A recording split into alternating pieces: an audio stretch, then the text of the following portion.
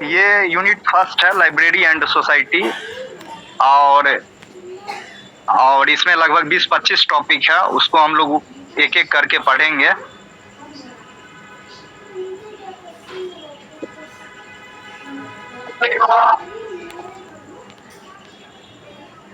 तो फर्स्ट हम लोग डिस्कस करेंगे लाइब्रेरी के बारे में। तो किन्हीं को लाइब्रेरी का डिफिनीशन पता है तो वो बताएंगे ग्रुप में से।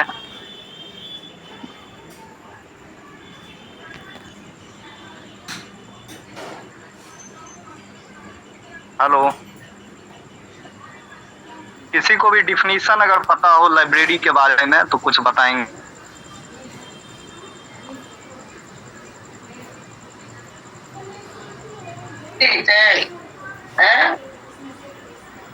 हाँ बोलिए। हेलो, देखिए ये इंटरेक्शन सेशन रखिएगा तब तो कुछ सीख पाइएगा, बाकी सोचिएगा हम लिख दें तो हमें कोई दिक्कत नहीं, हम तो लिख देंगे, आप उतारते चलिए उस चीज को। बाकी अगर थोड़ा बहुत बोलिएगा तो मुझे भी लगेगा कि आप लोग उस साइड से सुन रहे हैं, तो बताने का कोई मतलब रहेगा नहीं। तो मुझे क्या, आप लिखते चलिए, मैं लिखाते चलूंगा। मैं तो 2015-16 बैच का हूँ, तो मुझे एक्चुअली याद नहीं है, बट थोड़ा सा था कि मैम ने पढ़ाया था, तो ज्यादा मतलब याद नहीं है। हाँ, जो भी याद है सर बताइए ना, कोई दिक्कत नहीं है। ये था कि मतलब किताबों को अरेंज करके रखना जो होता है, इसकी मतलब जो इसके जो मतलब लाइब्रेरी साइंस के जो जनक जिनको बोलते हैं, उनका नाम मुझे याद नहीं है, बट किताबों को अरेंज करके रखना होता है, और इसी को अरेंजमेंट को ही लाइब्रेरी साइंस को इसमें लिखा है। हाँ सर, लाइब्रेरी का परिभाषा है। हाँ, लाइब्रेरी का जो भी एक नॉर्मल आपको पता हो बताइए, अगर पता है तो। लाइब्रेरी का परिभाषा है सर, उसका प्रयोगशाला, उसका लाइब्रेरी का जो RS रंगनाथन।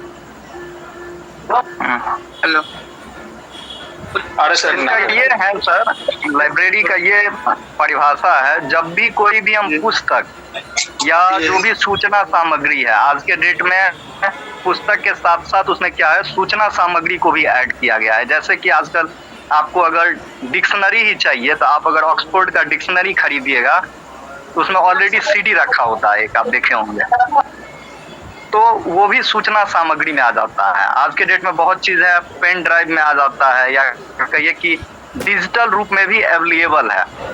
तो जब हम लोग पुस्तक या सूचना सामग्री का कहीं पे संग्रह करते हैं, अब वो उपयोग या सेवा के लिए रखा जाता है, तो उस चीज को लाइब्रेरी कहते हैं। क्योंकि अगर आप जाइएगा दुकान में तो वहां भी संग्रह होता है पुस्तक का, हजारों संख्या में पुस्तक रखा रहता है, मगर वो यूज के लिए नहीं होता है किसी के, वो प्रोफेशनली यूज के लिए होता है कि आप जाइए खरीदिए वहां से। वहाँ सेवा के भाव से नहीं रखा जाता है कि आप वहां जाके रीड नहीं कर सकते हैं किसी भी बुक को, जब तक कि आप उस बुक को परचेज नहीं कर लेते हैं। तो लाइब्रेरी का परिभाषा है, आप लोग लिख सकते हैं। जब हम लिख देते हैं, थोड़ा स्क्रीन छोटा है, हमें लिखने में दिक्कत हो रहा है, बाकी 1-2 दिन में देखते हैं रेंज करके। लिखिए जब पुस्तक ऑब्लिक सूचना सामग्री। सर आप केवल बोल ही देंगे ना धीरे धीरे करके, तो हम लोग नोट कर लेंगे इसको, आपको लिखने लिख लीजिए। ठीक लिख लीजिए। देखिए, जब पुस्तक या सूचना सामग्री का संग्रह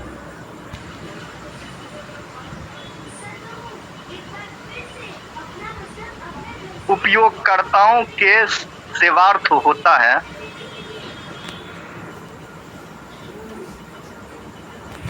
तो उसे लाइब्रेरी कहते हैं। उपयोगकर्ता के सेवार्थ होता है। हाँ, उपयोगकर्ताओं के सेवार्थ होता है तो उसे लाइब्रेरी कहते हैं।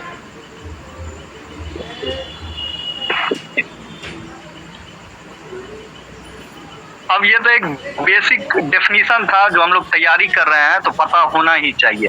अब हम लोग जो जो क्वेश्चन एग्जामिनेशन दृष्टि से भी इम्पोर्टेंट है या उस क्वेश्चन को हम लोग याद रखना चाहिए, वो जब भी मैं आपको बताऊंगा तो बताते चलूंगा कि इस चीज को आपको याद रखना है।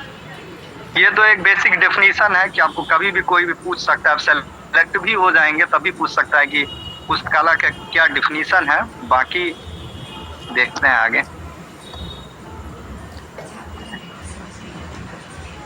अच्छा, लाइब्रेरी एक अंग्रेजी वर्ड है, उसका हिंदी है पुस्तकालय।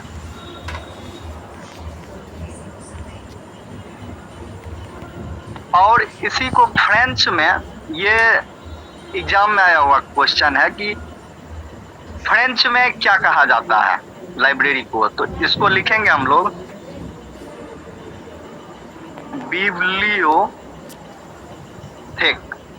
THECA। इसका प्रोनाउंसिएशन हम लोग प्रोनाउंसिएशन करेंगे बिब्लियोथेक। तो ऐसे पूछा जाएगा आपसे एग्जाम में मतलब ऑब्जेक्टिव क्वेश्चन में कि फ्रेंच में लाइब्रेरी को क्या कहा जाता है। और ये प्रीवियस ईयर्स क्वेश्चन में पूछा भी गया है, आप लोग जाके देखेंगे तो ऐसे ही क्वेश्चन लिखा रहेगा आपके एग्जाम में भी। हिंदी से नहीं पूछेगा कि लाइब्रेरी को क्या कहते हैं, सबको पता है, सबको लगभग पता है, बट फ्रेंच में लाइब्रेरी को क्या कहते हैं, तो इसको कहा जाता है बिब्लियोथेक, BIBLIOTHECA, बिब्लियोथेक। तो आपको क्वेश्चन ऐसे पूछेगा कि फ्रेंच में लाइब्रेरी को क्या कहा जाता है, तो आपको बिब्लियोथेक यूज करना है। ठीक है, क्लियर है? कैसा? हाँ, लिखते जाइएगा, जहाँ नहीं लिख पाइएगा या कुछ हो प्रोनाउंसिएशन में दिक्कत तो बताइएगा कि ये नहीं समझ रहा है।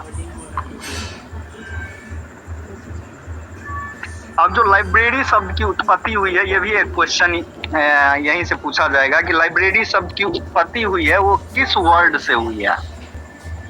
तो लाइब्रेरी शब्द की जो उत्पत्ति है वो लैटिन वर्ड लाइबर से हुई है, LIBER, लाइबर। इसका प्रोनाउंसिएशन है लाइबर, ऐसे करके लिखिएगा, लाइबर। लाइबर जो है लैटिन वर्ड, इसका मीनिंग होता है लाइबर का बुक। लाइबर मतलब होता है बुक। तो ये दो क्वेश्चन ऑब्जेक्टिव इसी से आपके आ गए। पहला तो फ्रेंच में क्या कहा जाता है लाइब्रेरी को, तो बिब्लियोथेक। और दूसरा होगा क्वेश्चन ऐसे बनाएगा एग्जामिनर आपके लिए कि लाइब्रेरी शब्द की उत्पत्ति किस वर्ड से हुई है। तो लाइबर से हुई है, जो लैटिन वर्ड है। लाइबर का मीनिंग जो है उसका मतलब होता है बुक। लाइबर का जो मतलब है वो बुक होता है। तो आप इस चीज को रिपीट करिएगा 3-4 बार, तो वैसे नहीं रिकॉल हो पाएगा एग्जाम में। लाइब्रेरी शब्द की उत्पत्ति लैटिन वर्ड लाइबर से हुई है, लाइबर का मीनिंग बुक होता है। दूसरा, लाइब्रेरी को फ्रेंच में बिब्लियोथेक बोलते हैं, जिसका स्पेलिंग है, स्पेलिंग पे भी ध्यान दीजिएगा। कई बार क्या होता है, जैसे आपको वो समझ गया एग्जामिनर, बिब्लियोथेक सब याद करके आया तो स्पेलिंग में मिस्टेक कर देगा आपको। जैसे इसका सही है BIBLIOTHECA, तो वो क्या करेगा, लास्ट में CEA कर देगा, या और कुछ वर्ड को वो चेंज कर सकता है इधर उधर। तो स्पेलिंग भी साथ में याद रखना है बिब्लियोथेक का। ऐसे भी वो क्वेश्चन मतलब पुट करते हैं, तो वो आप लोगों को अपने तरफ से थोड़ा याद रखना होगा।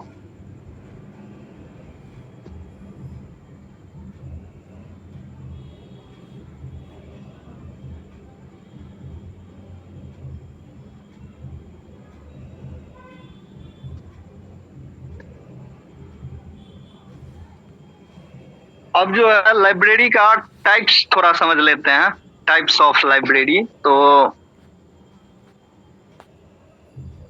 ये कई मतलब आधार पे लाइब्रेरी का टाइप डिसाइड किया जाता है। जैसे पहला जो है, आप लोग लिखिएगा, 1 मिनट, टाइप्स ऑफ लाइब्रेरी लिखिए, टाइप्स ऑफ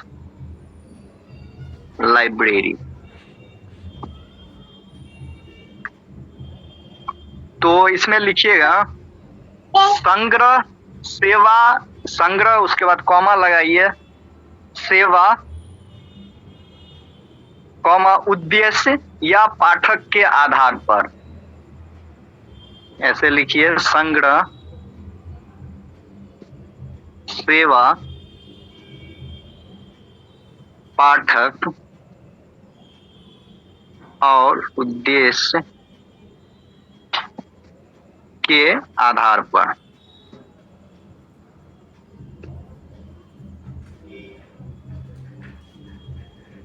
तो इसके आधार पे 3 टाइप का लाइब्रेरी है। कई बुक 4 टाइप का लाइब्रेरी है। नेशनल लाइब्रेरी को भी मतलब रखा गया है, पर नेशनल लाइब्रेरी को हम लोग पब्लिक लाइब्रेरी में ही मानते हैं। तो 3 वाला जो आंसर है वो सही है। तो पहला है टाइप्स ऑफ लाइब्रेरी में लिखिएगा, first public library, public library, public library.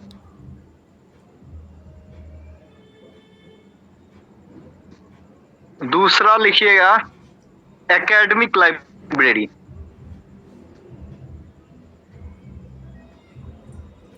Academic library. तीसरा लिखिएगा special library, special library.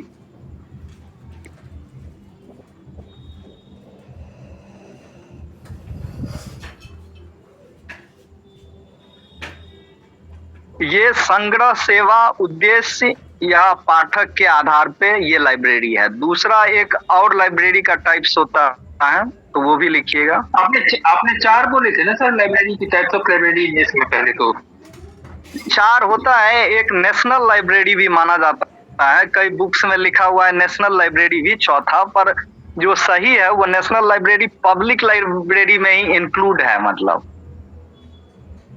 National library को पब्लिक लाइब्रेरी में ही इंक्लूड रखते हैं, पर कई बुक्स में नेशनल लाइब्रेरी को अलग से मतलब चिन्हित कर दिया गया है। बट हम लोगों को नेशनल लाइब्रेरी को पब्लिक लाइब्रेरी में ही रखना है। जब भी क्वेश्चन पूछा जाएगा आपको, तो ऐसे पूछा जाएगा कि संग्रह के आधार पर लाइब्रेरी कितने टाइप के होते हैं, तो उसमें आपको ऑप्शन दिया रहेगा 3, 2, 1, 4, तो आपको 3 टिक करना है।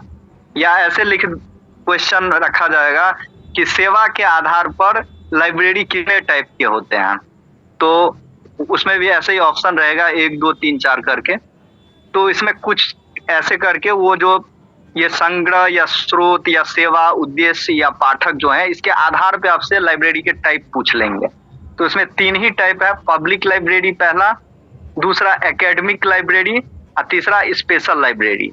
इसके बारे में भी आगे डिटेल में जानेंगे, पब्लिक लाइब्रेरी कौन सा है, एकेडमिक कौन सा है और स्पेशल कौन सा है। वैसे वर्ड से भी आप लोग थोड़ा बहुत अनुमान लग ही जाता है पब्लिक लाइब्रेरी कौन सा है, कौन सा एकेडमिक। आगे देखते हैं।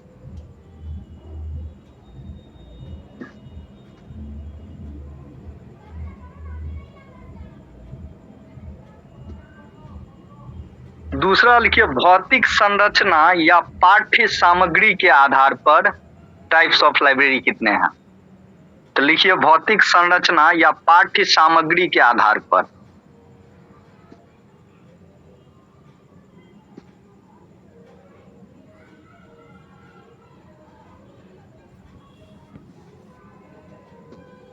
लिख लिए? लिख लिए। हाँ, तो पहला लिखिए इसमें पहला लिखिए परंपरागत पुस्तकालय, ट्रेडिशनल लाइब्रेरी, परंपरागत पुस्तकालय। दूसरा लिखिए डिजिटल लाइब्रेरी,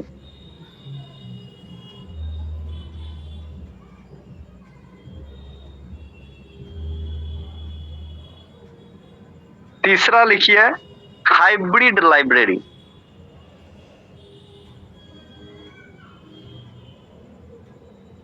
दूसरा क्या बोले सर?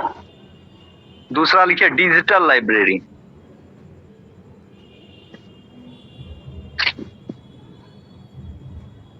तीसरा क्या बोले सर? तीसरा हाइब्रिड लाइब्रेरी। इसमें भी 3 ही है सर। चौथा लिखिए वर्चुअल लाइब्रेरी।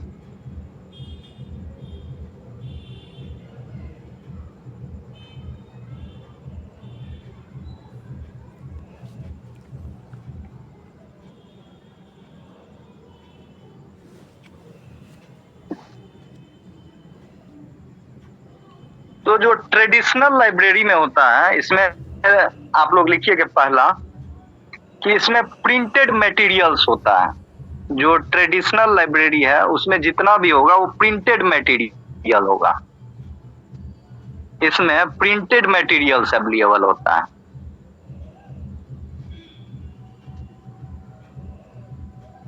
प्रिंटेड मटेरियल्स होता है इसमें।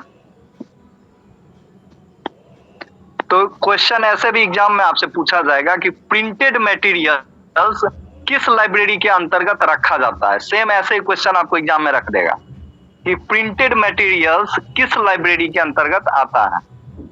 तो वो ट्रेडिशनल लाइब्रेरी के अंतर्गत आता है, जिसको प्रिंटेड मतलब मुद्रित स्वरूप भी बोल सकते हैं।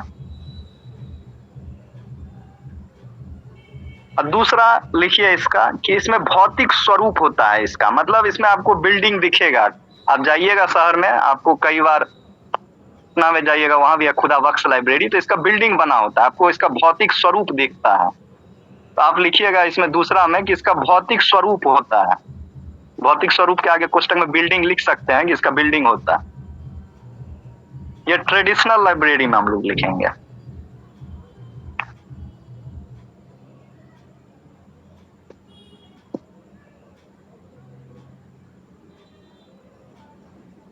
लिख लिया? कोई अगर छूट जाइएगा तो बताइएगा कि नहीं लिख पाए, ये नहीं कि आगे बढ़ गए। सेम यही सब क्वेश्चन आपको दिखेगा एग्जाम में। दूसरा डिजिटल लाइब्रेरी लिखेंगे। इसमें electronic digital computer readable form में सूचना सामग्रियों का संग्रहण किया जाता है या संग्रह किया जाता है। कंप्यूटर की बात क्या बोले sir? Readable form, computer readable form. पहला लिखेंगे इसमें इलेक्ट्रॉनिक, फिर लिखेंगे डिजिटल, फिर लिखेंगे कंप्यूटर रीडेबल फॉर्म, जो कंप्यूटर रीड कर सके। इस फॉर्मेट में इसमें सूचना सामग्रियों का संग्रह किया जाता है।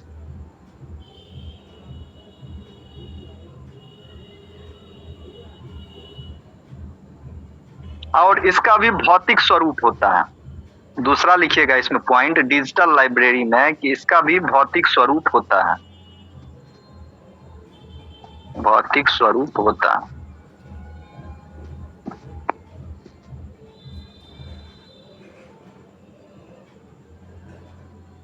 अब तीसरा लिखेंगे हाइब्रिड लाइब्रेरी।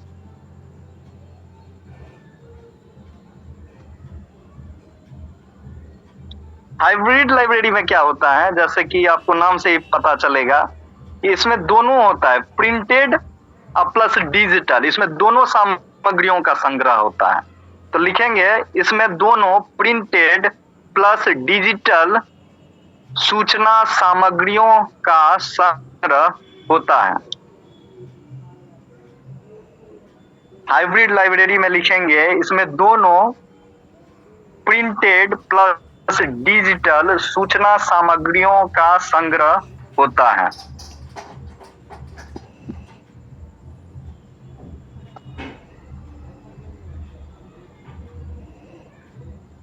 इसमें भी दूसरा ऑप्शन लिखेंगे भौतिक स्वरूप इसका भी होता है।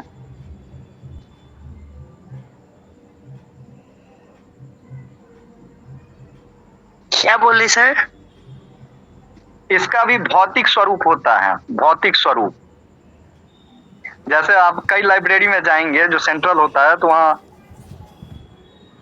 मतलब बिल्डिंग बना होता है। आप जाइए, प्रिंटेड और डिजिटल दोनों वहाँ पे सामग्रियों का संग्रह होता है। आप बुक्स भी पढ़ सकते हैं वहाँ पे जाके, और जो प्रिंटेड बुक्स होते हैं वो भी रखे होते हैं। या फिर आप कंप्यूटर में जाइए, वहाँ पे ऑलरेडी पहले से सेव कई बुक्स रहते हैं, आप वो भी पढ़ सकते हैं। तो हाइब्रिड लाइब्रेरी में आपको दोनों मिलेगा। इसका भी भौतिक स्वरूप होता है। तो आपसे ऐसे क्वेश्चन पूछा जाएगा कि किस लाइब्रेरी के अंतर्गत प्रिंटेड प्लस डिजिटल दोनों सूचना सामग्रियों का संग्रह होता है। तो आपको याद रखना है हाइब्रिड लाइब्रेरी। सेम ऐसे ही क्वेश्चन रहेगा कि किस लाइब्रेरी के अंतर्गत प्रिंटेड डिजिटल दोनों सामग्रियों का संग्रह होता है। तो आपको वहां पे हाइब्रिड लाइब्रेरी टिक करना है। जो ट्रेडिशनल लाइब्रेरी होता है उसमें बस प्रिंटेड मटेरियल होता है, याद रखना है। ट्रेडिशनल पारंपरिक, तो पहले तो हम लोगों के यहाँ कुछ था ही नहीं कंप्यूटर वगैरह, तो ट्रेडिशन परंपरा से ट्रेडिशनल बना है, परंपरागत। तो आपको वैसे ही याद हो जाएगा कि हम लोग पहले लिखते थे, पांडुलिपि था, हाथ से लिख के रखते थे वो सब। तो जो भी है जिसमें प्रिंटेड मटेरियल्स होगा वो हो गया ट्रेडिशनल लाइब्रेरी। डिजिटल लाइब्रेरी हो गया जिसमें डिजिटल फॉर्म में रहेगा, इलेक्ट्रॉनिक फॉर्म में, कंप्यूटर रीडेबल फॉर्म में। और जो हाइब्रिड लाइब्रेरी हो गया इसमें दोनों रहेगा, प्रिंटेड प्लस डिजिटल दोनों सामग्रियों का संग्रह होगा। और चौथा है वर्चुअल लाइब्रेरी। तो डिजिटल और वर्चुअल में थोड़ा फर्क होता है, ये थोड़ा कंफ्यूजिंग है, ये यहाँ पे थोड़ा समझ लेंगे अच्छे से। तो डिजिटल लाइब्रेरी में क्या होता है कि जैसे कि मान लीजिए हम कोई बुक सेव करके रख दिए और आप गए वो खोल के पढ़ रहे हैं, तो वो डिजिटल लाइब्रेरी में आ गया। बट हमें वही बुक अभी पढ़ना है और मेरे पास अगर नेट है तभी पढ़ पाएंगे, तो वो हो गया वर्चुअल लाइब्रेरी। बिना नेट के अगर उस चीज को हम अगर उस चीज को नहीं यूज कर सकते हैं, कहने का मतलब वर्चुअल लाइब्रेरी के लिए हमारे पास हम उसको ऑनलाइन ही एक्सेस कर सकते हैं, वो ऑफलाइन अवेलेबल नहीं होता है डिजिटल फॉर्म में ही, बट उसके लिए वो ऑनलाइन ओनली अवेलेबल होता है। कहने का मतलब मेरे पास नेट है, अभी आपके पास नेट है, आप मेरी बात सुन रहे हैं, आप क्लास से जुड़े हुए हैं, बट नेट नहीं रहेगा तो अगर रिकॉर्डेड क्लास डाला जाएगा तो वो आप देख सकते हैं। तो वो डिजिटल फॉर्म हो गया जिसमें नेट की आवश्यकता नहीं है। बट वर्चुअल लाइब्रेरी वो लाइब्रेरी होता है जिसमें आपको जो ऑनलाइन अवेलेबल होता है। तो डिजिटल और वर्चुअल में फर्क समझ में आ गया आप लोगों को? हेलो, थोड़ा कंफ्यूजन है सर। क्या बताइए ना सर। डिजिटल लाइब्रेरी एक एक करके बोलिए सर, एक एक करके। डिजिटल ही होना चाहिए ना, ऑनलाइन पढ़ाई जिसमें हम कर सकते हैं वो होगा डिजिटल। क्या है? और जो सेव करके जो हमने डिजिटल लाइब्रेरी में ऐसा होता है, हो सकता है कि जो हम ऑनलाइन पढ़ सके, ठीक है। वर्चुअल लाइब्रेरी वो हो सकती है कि ऑनलाइन जो है वो उसको हमने डाउनलोड कर लिया, उसको हमने अपने डिवाइस में सेव कर लिया, तो वो वर्चुअली हम उसको पढ़ सकते हैं। नहीं ठीक है, वो तो आप अपने मन से या हम अपने मन से ऐसा डिफिनीशन बना रहे हैं, बट जो लिखा हुआ है ऑलरेडी हम लोग उसी के साथ जाएंगे। तो उसमें ये है डिजिटल लाइब्रेरी जिसमें इलेक्ट्रॉनिक या डिजिटल फॉर्म में होता है, जिसको हम कभी भी एक्सेस कर सकते हैं। बट वर्चुअल लाइब्रेरी वो लाइब्रेरी होता है जो कि ऑनलाइन सिर्फ अवेलेबल होता है, सिर्फ ऑनलाइन अवेलेबल होता है, उसे वर्चुअल लाइब्रेरी बोलते हैं। और दूसरा, ये जो वर्चुअल लाइब्रेरी होता है ये विदाउट वॉल, इसमें भौतिक स्वरूप इसीलिए इसका नहीं होता है। बाकी तीनों लाइब्रेरी का भौतिक स्वरूप होता है। पूछेगा ऐसा कौन सा लाइब्रेरी है जिसका भौतिक स्वरूप नहीं होता है, ऐसा क्वेश्चन बना सकता है, तो वो वर्चुअल लाइब्रेरी ही ऐसा लाइब्रेरी है जिसका भौतिक स्वरूप नहीं होता है।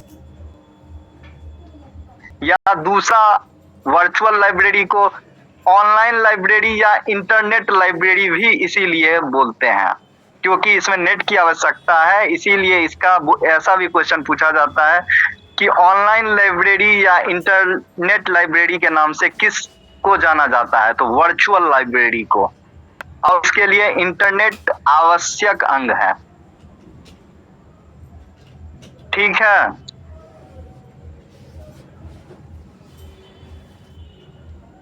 ठीक है सर, आगे बढ़ सकता हूँ। हेलो, हाँ सर आगे बढ़ सकते हैं। तो हाँ, थैंक यू। तो आज के लिए इतना ही, 40 मिनट का हम लोगों का क्लास है। आज तो 5-6 मिनट जुड़ने में ही लग गया, और बाकी देख लेते हैं कौन कौन है अभी इसमें। अवेलेबल क्या? 40 मिनट की क्लास ही बहुत हुई सर, बहुत अच्छा मतलब बहुत बहुत थैंक यू। हाँ, तो इसमें आप लोग अगर क्लास से जुड़िएगा तो ये तो गारंटी है, कम से कम आपका लाइब्रेरी साइंस से जो भी क्वेश्चन रहेगा उसका बहुत ज्यादा तो नहीं बता सकते मगर 70 to 80% जो हम पढ़ाएंगे उसी से मैच करेगा। और हम लोग बाकी अगर बाद में ज्यादा स्टूडेंट रहेंगे तो ग्रुप डिस्कशन भी हम लोग बाद में कर लिया करेंगे, आधा 1 घंटा के लिए जब भी टाइम मिलेगा, रात में 10 बजे तो 10 बजे भी, तो उससे भी क्लियर हो जाएगा सब लोगों का। तो यहाँ पे अनु मैम का भी मेन पर्पस है मैक्सिमम लोगों का सिलेक्शन हो, तो अगर थोड़ा मेहनत करेंगे आप लोग भी तो मैं भी करूंगा और फिर हम लोगों का सिलेक्शन हो सकता है। Thank you sir, thank you very much. ठीक है, फिर कल इसी टाइम पे 8 बजे मिलते हैं इसी क्लास में। Okay sir, thank you.